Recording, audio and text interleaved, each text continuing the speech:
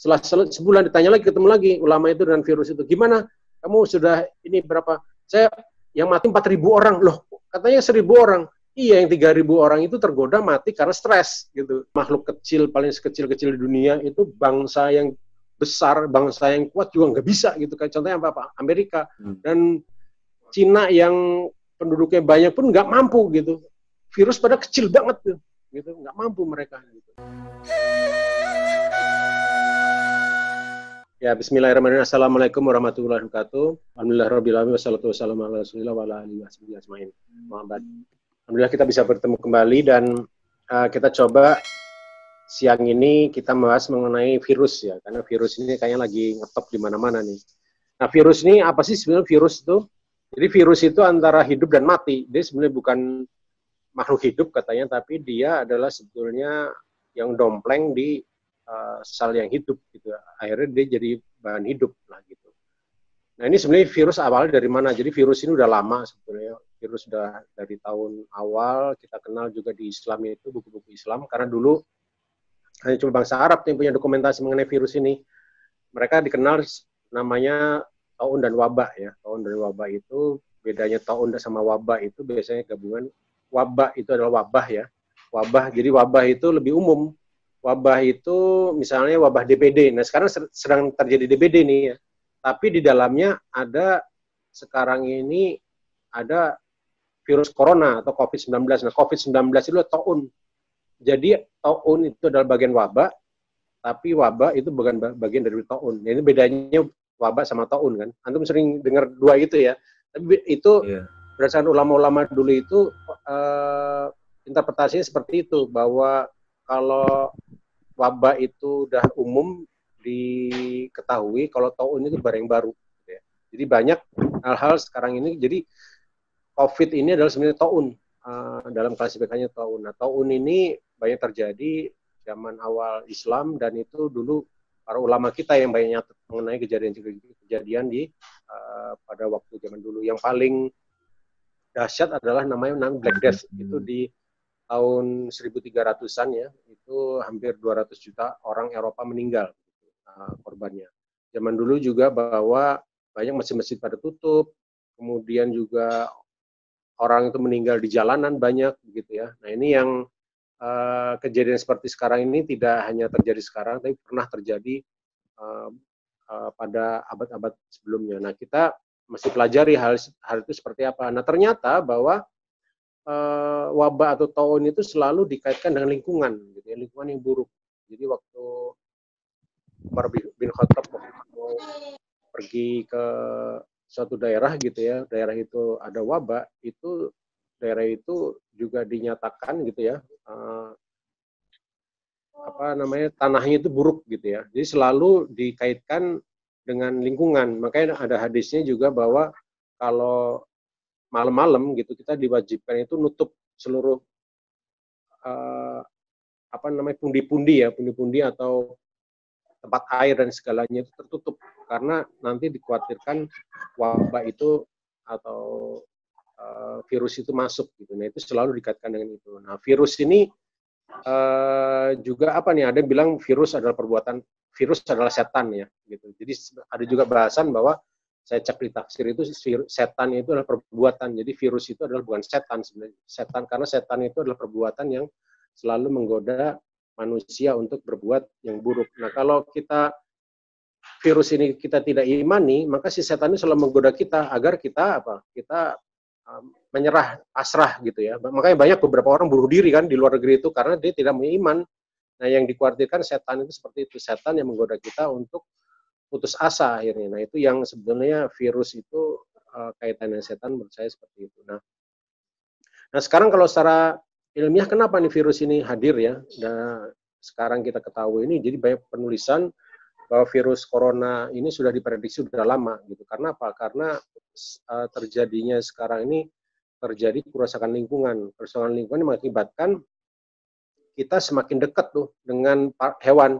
Dan judulnya jauh kan, dulunya jauh antara manusia, hewan, jauh hubungannya. Jadi si hewan itu yang punya virus kekebalan tertentu ya, yang sudah punya kekebalan tertentu, jauh dari manusia. Tapi dengan rusaknya ekosistem, gitu. Apalagi sekarang ini manusia ini sudah punya apa namanya hobi yang ngikutin orang lain. Pada akhirnya apa? Pada akhirnya orang-orang itu ikut-ikutan makan orang yang sudah kaya gitu, pengen makan apa? Makan kelelawar, makan hewan-hewan yang dimakan sama orang-orang yang dulunya hidup di hutan gitu. Nah, sekarang apa? Akibatnya itu sekarang hewan-hewan itu diperjualbelikan kan, satwa langka itu. Diperjual di mana? Di pasar. Nah, seluruh hewan sekarang ngumpul semua di pasar. Ada hewan macam-macam, virusnya juga macam-macam, ada juga manusia gitu ya. Nah, hewan di pasar Wuhan itu adalah sebetulnya kumpulan daripada seluruh binatang, dan binatang-binatang itu dipotong situ semua. Jadi limbah binatang, kemudian binatang-binatang yang punya virus gitu. Binatangnya sudah kebal virus itu, tapi manusia atau binatang yang lain mungkin enggak gitu ya. Nah, ini ngumpul jadi satu, akhirnya virusnya apa? Virusnya mutasi lah. Virus mutasi, akhirnya jadilah seperti ini. Jadi virus sekarang ini, COVID ini sudah diprediksi sudah lama, gitu, sudah lama, dan ini akan bakal terjadi kalau cara hidup kita selalu terlalu dekat dengan binatang. Nah, sekarang apalagi ekosistem kita rusak, hutan-hutan itu pada rusak. Sekarang binatang-binatang itu juga sangat dekat dengan kita, gitu ya, sangat dekat dengan kita. Nah, akhirnya virusnya berpindah dari inang mereka ke kita.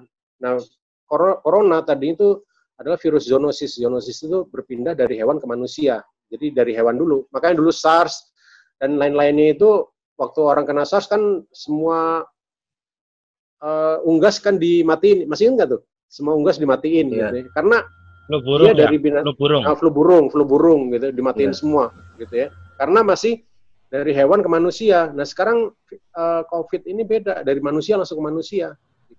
Yang tadinya zoonosis sekarang dia mutasi dari manusia ke manusia. Nah, itu yang menyebabkan sekarang semakin parah. Apalagi sekarang banyak pesawat gitu ya. Jadi seorang ini kalau dulu wabah itu mungkin satu tempat aja, sekarang ini wabah ini cepat mendunia karena adanya transportasi atau teknologi canggih itu. Nah, disitulah letaknya sekarang ini virus itu menyebar dengan cepat. Nah, awalnya tadi itu kontak kita dengan hewan itu semakin padat begitu ya, semakin padat, dan ini yang menyebabkan juga pasar sekarang, pasar ini, dan orang ini konsumsinya sangat tinggi, konsumsinya udah pengen, orang nggak cukup makan kenyang, sekarang delicacy, mereka delicacy itu suatu, pokoknya kalau makan itu yang mahal itu keren lah gitu ya, jadi nggak tahu enak, nggak tahu nggak. Sensasi gitu. Ya, sensasi mungkin ya. Sensasi, harga dirinya kayak gitu Pak. Jadi kalau makan kelawar, kata teman saya itu nggak kenyang sih sebetulnya, tapi delikasi itu ya enak-enakan doang gitu, bukan kebutuhan utama gitu katanya gitu. Sama juga mungkin kalau makan beruang dan lain-lain gitu, atau makan binatang-binatang yang lain tuh sensasi sebetulnya yang dicari, bukan kekenyangan gitu. Nah, nantinya bagaimana nantinya ke depan? Nantinya itu ke depan itu juga semakin parah. Karena manusia ini sekarang semakin banyak dan banyak kelaparan, butuh protein. Nah, jadi nanti akan, makanya misalnya di Afrika itu banyak orang makan monyet, makan segala rupa binatang-binatang itu semakin dekat yang otak monyet itu ya. Manusia. Jadi nanti si virus-virus yang tadinya di monyet gitu, dan monyet itu tahan terhadap virus itu, nah bisa pindah ke kita dengan demutasi gitu, karena sering kontaknya kita ke mereka gitu. Nah, itu yang, atau dari kita ke mereka, dari manusia ke binatang. Nah, itu ke depan ini virus ini akan semakin bervariasi, apalagi sekarang COVID ini, virus ini udah lepas ya, ibaratnya itu kata ahli itu kayak pinball. Atau pinball nggak? Pernah main pinball nggak? Ya, yang pinball ya, itu ya bola. Dilepas gitu, udah mentok kiri kanan gitu, nah itu udah lepas tuh, udah liar. Dia udah liar. Sekarang mau jadi apa? Bisa menjadi macam-macam, bukan satu macam lagi sekarang, bisa jadi macam-macam. Tergantung di daerahnya, tergantung apa yang ditemui. Nah, itu sekarang kayak pinball. Nah, ini sangat berbahaya, apalagi nanti kalau kita tidak berubah cara kita hidup, cara kita tidak merawat ekosistem, cara kita tidak merawat dengan baik. Maka dalam artikel saya yang pertama itu, kita harus menjaga kesehatan hewan, menjaga kesehatan lingkungan, barulah kita bisa menjaga kesehatan kita. Nah, kalau tiga ini sudah, akan terjadi kesehatan bumi. Nah, itu ini pertama. Nah, virus ini sangat kecil ya, sangat kecil banget gitu ya. Itu antara 20 nanometer ya, kecil banget. Jadi kalau satu beras digedein gitu ya, itu bisa 1,8 bola tuh, hanya untuk melihat virus. Nah, virusnya itu nggak kelihatan sebetulnya. Yang dilihat hanya protonnya saja gitu. Jadi nggak kelihatan virus itu dilihat juga, karena pakai elektron. Jadi virus elektron itu ngeliatnya pakai itu, tebak-tebakan nggak bisa kelihatan virus itu. Jadi makanya zaman dulu itu dikaitkan dengan setan atau jin itu karena nggak kelihatan itu si virus. Zaman dulu itu ulama kita nggak bisa ngelihat, makanya mereka selalu seolah-olah goib gitu. Karena nggak bisa dilihat gitu virus itu. Sampai ditemukan virus Microsoft elektron itu gitu. Nah, itulah yang dikaitkan virus itu dengan setan. Nah, kalau menurut beberapa ulama, setan itu bukan setan fisik ya. Setan itu nggak berbentuk fisik. Setan itu berbentuk perbuatan, bentuk godaan gitu ya. Nah, kita jangan sampai virus ini menggoda kita untuk berbuat buruk. Ada juga kisah ya, saya juga nggak tahu betul atau enggak gitu ya. Ada ulama ketemu dengan virus nih datang gitu ya. Ini nggak tahu betul atau enggak, tapi ini ilustrasi aja nih. Loh, kamu mau kemana? Saya mau ke daerah itu tuh, saya mau mematikan 1.000 orang gitu, kata virus-virus ini. Ya ulama udah, karena itu perintah Allah, dia suruh jalan terus ya. Tapi setelah selesai dalam sebulan dibilang gitu. Setelah sebulan ditanya lagi, ketemu lagi ulama itu dengan virus itu. Gimana?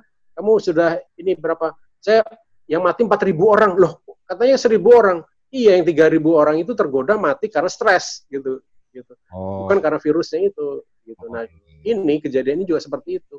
Jangan sampai dalam arti kata setan itu, jangan sampai kita tergoda atau terayu setan ini untuk berbuat yang buruk gitu, yang sesuai dengan apa yang mereka mau pada kondisi seperti ini. Nah, itu mungkin yang kaitannya antara virus dan setan gitu ya. Intinya, tapi virus itu adalah makhluk Allah, dan tentunya ada suatu hikmah ya kenapa mereka datang. Mungkin hikmahnya juga memberikan pada kita semua untuk kembali pada jalan benar, karena ada ayatnya Dharu fasadu fil bahri bima kasabat dinas yuzikohum badari aminul ahlam yarji'un. Jadi ini adalah bahwa semua perbuatan kita semua gitu ya, tangan kanan kita semua, dan supaya apa? Supaya kita kembali lagi pada jalan yang benar gitu. Itu sih kira-kira yang banyak mengkaitkan antara virus ini dengan setan atau virus ini dengan jin. Tapi sebetulnya virus itu memang dia adalah makhluk Allah ya. Di Allah itu mungkin juga bumi ini juga punya kekuatan, karena bumi sendiri sebagai makhluk hidup, bumi juga mempunyai mekanisme di mana mereka juga, bumi ini bisa memprotek dirinya sendiri. Nah, ini salah satu mungkin mekanisme yang ada begitu di dalam bumi ini untuk bisa menjaga kelangsungan kehidupan semua yang ada di muka bumi ini. Jadi virus-virus ini sekarang baru sedikit yang teridentifikasi. Nah, masih banyak virus-virus lain yang masih tersembunyi sebetulnya sekarang ini, yang kita perlu waspada, sehingga kita tadi itu perlu menjaga kesehatan satwa, kesehatan lingkungan, kesehatan manusia, dan kesehatan bumi secara menyeluruh. Pak Ayu bisa jelas, misalnya Pak, kaitannya mungkin ada kaitan antara munculnya virus ini dengan climate change gitu Pak. Nah, oh iya, mungkin saya tambahkan dikit. Nah, ini cerita lagi nih dengan climate change. Climate change itu perubahan iklim ya. Perubahan iklim itu sekarang ini perubahan iklim 1 derajat ya. Ngefek apa nggak sih, cuma 1 derajat aja sih, ribet amat gitu ya. Kalau kita 1 derajat tuh mungkin kalau kita dari sini ke puncak tuh udah berubah tuh, mungkin hampir 2-3 derajat tuh. Nggak ngefek apa-apa kan ya. Nah, tapi sebetulnya itu berbeda dalam konteks alam gitu ya. Pertama, kalau kita jadi sekarang perubahan iklim itu apa sih? Perubahan iklim itu benar apa enggak sih? Jadi perubahan iklim itu atau kenaikan daripada suhu bumi itu secara data itu udah pasti gitu, karena udah sekarang ribuan data di mana-mana, ada di laut, ada di darat, ada di mana-mana gitu. Data itu menunjukkan bahwa data temperatur bumi ini naik gitu. Itu nggak ada keraguan tuh seluruh orang itu bahwa temperatur bumi naik. Tapi yang jadi kontroversi sekarang itu masih perdebatan, itu naiknya kenapa gitu. Nah, sebagian orang itu bilang kenaikannya karena kenaikan daripada karbon dioksida atau daripada fosil fuel itu, atau bahan bakar fosil, contohnya adalah minyak, gas, sama batu bara itu efek yang mengeluarkan CO2 gitu ya, sehingga temperatur bumi naik gitu. Nah, tapi efeknya itu banyak tuh. Misalnya contohnya nyamuk ya. Nyamuk itu hidupnya ada 2 alam tuh. Pertama waktu masih jadi jentik kan di air tuh. Nah, kemudian makanya kita punya ibu juru pemantau jentik, gitu ya, jemantik, gitu. Itu jentik tuh. Hidupnya di air, makanya airnya jangan sampai tergenang. Tapi nyamuk punya alam kedua di udara kan. Nah, waktu dia hidup di air itu kenaikan 1 derajat sangat berpengaruh. Dia akan mempercepat siklusnya dia yang tadi kalau nggak salah 2 minggu menjadi 10 hari. Jadi siklus jadi nyamuk lebih cepat. Jadi nyamuknya akan lebih banyak gitu. Itu yang kejadian ya. Kalau nyamuk malaria ya semakin malaria semakin banyak. Nah itu contohnya. Yang kedua misalnya contohnya ada bakteri-bakteri di laut. Jadi kalau di Alaska itu ada penelitian, itu kalau di bawah 15 derajat Celcius, itu bakteri itu nggak keluar. Jadi ditiram di oyster yang suka dimakan mentah itu ya. Kalau lautnya itu di bawah 15 derajat Celcius, virus itu nggak keluar gitu. Tapi begitu dia di atas 15 derajat Celcius, virus itu keluar, tersaring di tiram-tiram itu. Jadi si lautnya kayak mengandung racun gitu, mengandung virus gitu ya. Nah, akhirnya masuk ke dalam tiram itu. Nah, tiramnya kalau dimakan keracunan. Nah, itu dulu nggak pernah terjadi seperti itu. Sekarang di Alaska banyak. Kemudian juga karena kenaikan temperatur itu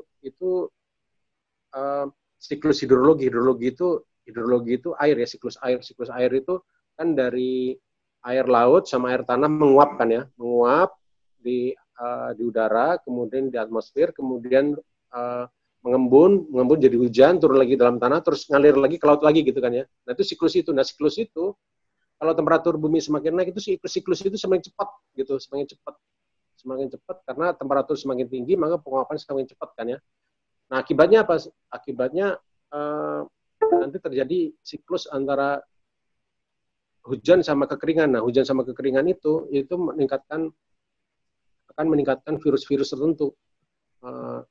Contohnya tikus itu namanya hantavirus ya, hantavirus ya, itu dari tikus gitu. Nah ini juga sangat berbahaya. Jadi banyak contoh-contohnya yang itu ya, yang akibat dari perubahan iklim itu akan menjadikan peningkatan jumlah virus gitu ya di bumi ini. Gitu. Nah itu yang ada di artikel saya kedua tuh, itu intinya seperti itu tuh di artikel saya yang kedua gitu ya. Nah ini yang mengenai virus-virus makin banyak nantinya siklusnya karena siklusnya semakin cepat. Nah, apalagi terjadi banjir ya. Ketika banjir itu virus keluar, kemudian ketika kering itu karena orang kekeringan itu pasti higienisnya kan berkurang kan, cuci tangannya berkurang, mungkin juga mandinya berkurang, akhirnya apa? Akhirnya juga kena penyakit juga. Nah, di situ yang terjadi kolera gitu ya. Nah, nanti ditakutkan seperti itu. Itu perubahan iklim tuh. Virus yang ini perubahan iklim. Tapi ada virus itu ada macam-macam. Virusnya si COVID ini itu virus pernafasan. Virus pernafasan itu sangat tergantung daripada iklim di luar kan dia bisa kontak sama iklim kan ya karena dinafas kan, makanya ada studi itu virus COVID ini sensitif terhadap suhu gitu ya. Ternyata memang sensitif dia, semakin panas dan semakin lembab dia semakin cepat nggak aktif virusnya, tapi belum tentu mati semua, tapi dia nggak aktif gitu ya, nggak aktif dan melemah gitu virusnya. Tapi kalau dia di udara dingin dan kering, itu virus itu daya hidupnya makin panjang atau namanya virus viability itu kemampuan virus untuk bertahan secara independen, gitu namanya virus viability itu. Jadi dia independen bisa hidup tuh.